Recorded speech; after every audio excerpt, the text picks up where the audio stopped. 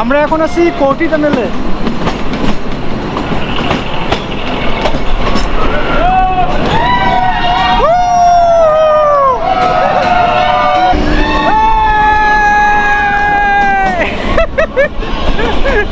তো প্রায় 2.5 মিনিট পর, আরে ভাই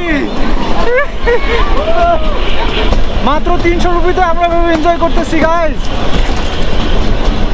এবং এই রেলওয়েটা সম্ভবত 7000 ফিট উচ্চতায় অবস্থিত। ক্যান ইউ ইমাজিন 7000 ফিট উচ্চতা।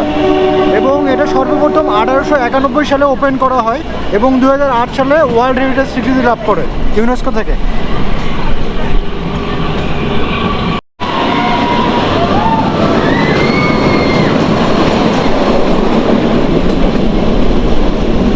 তো আমরা একটা ছোটো টানেল থেকে বেরিয়ে আসলাম এবং সামনে আরও বড় টানেল রয়েছে।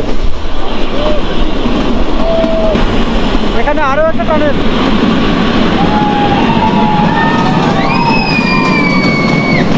আসল ভিউটা আপনারা এখান থেকে পাবেন।